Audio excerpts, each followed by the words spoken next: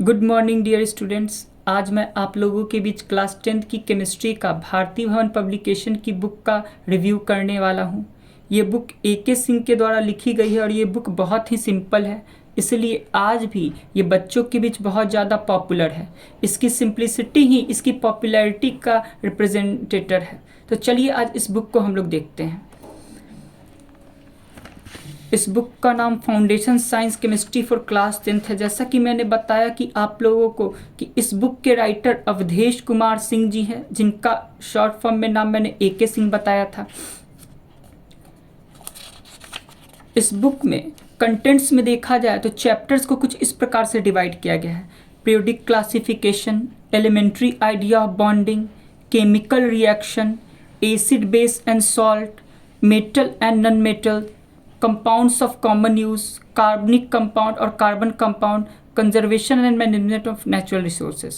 तो सबसे पहले हम लोग केमिकल रिएक्शंस को देख लेंगे इस चैप्टर को। एनसीईआरटी में ये चैप्टर आप लोग को chemical reaction and chemical equation के नाम से देखने को मिलेगी। तो चलिए हम लोग इस चैप्टर को देख लेते हैं सबसे पहले।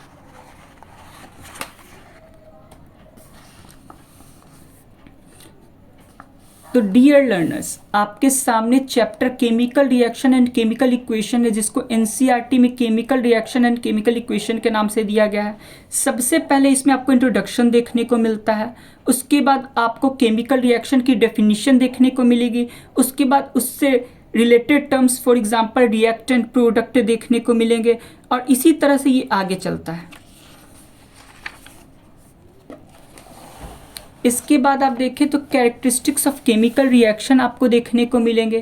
कैरेक्टरिस्टिक्स ऑफ केमिकल रिएक्शंस के बाद आप लोगों को इसमें सारी बातें देखने को मिलेंगी जो कि केमिकल रिएक्शंस में जो बातें देखने को मिलती हैं। उसके बाद केमिकल इक्वेशन की बात की गई है आप लोगों से, आप लोग देख सकते हैं केमिकल इक्वेशन की बात की गई है इसमें। केमिकल इक्वेशन के बाद balanced chemical equation, non balance chemical equation, hit and trial method, इन सब की बात होगी इसमें। यानी कि आपके सिलेबस की सारी बातें इसमें बहुत ही सिंपल तरीके से बताई गई हैं। अब in the end of the chapter अगर आ जाया जाए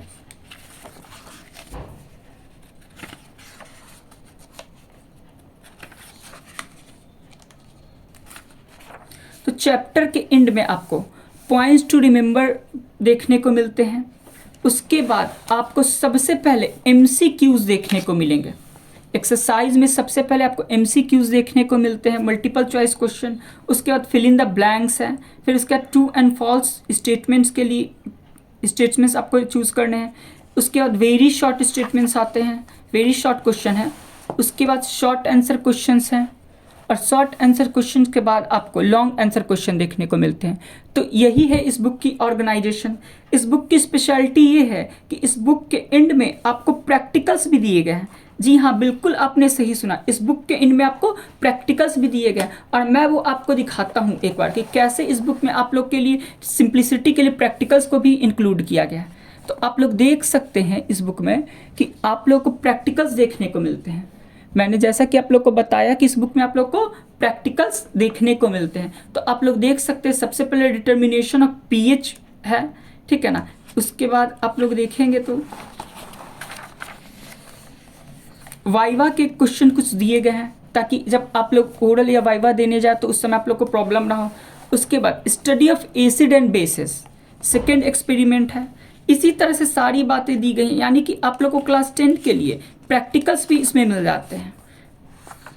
अब इसके बाद चैप्टर के एंड में आप लोग को क्वेश्चन बैंक दिया गया है। क्वेश्चन बैंक में अलग अलग टाइप के क्वेश्चन इसमें इंक्लूड किए गए हैं। अगर आप देख पाए तो आप लोग देख रहे होंगे कि पीरियोडिक क्लासिफिकेशन ऑफ एलिमेंट्स है और उसके क्वेश्चन सबसे पहले ऑब्जेक्टिव क्वेश्चन दिए गए हैं, फिर फिल इन द ब्लैंक्स दिए गए हैं, फिर यस और नो है और इन द एंड से मार्क द स्टेटमेंट। बात कहा जाए तो वही बातें हैं उसमें, ठीक है ना। फिर वेरी शॉर्ट आंसर आप लोग को देखने के लिए मिलते हैं, very short answer question VSAQ।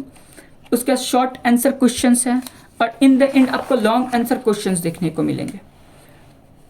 तो यही है इस बुक की ऑर्गेनाइजेशन। जैसा कि मैंने बताया कि इस बुक की स्पेशलिटी है कि ये बहुत ही सिंपल है। ये बुक बनाया गया था कि बच्चे आसानी से इसको पढ़ सकें। तो आप लोग मुझे बताइएगा कि ये बुक आप लोग को कैसी लगी, ठीक है ना, कमेंट्स में ज़रूर बताइएगा ये बुक कैसी लगी। हाँ, एशियंट की बुक भी है जो कि बहुत पॉपुलर है आप लोगों के बीच, पर इस बुक का भी अपना कुछ बच्चों के बीच, ठीक है ना, महत्व है। तो आप लोग ज़रूर बताइएगा ये बुक आप लोग को कैसी लगी।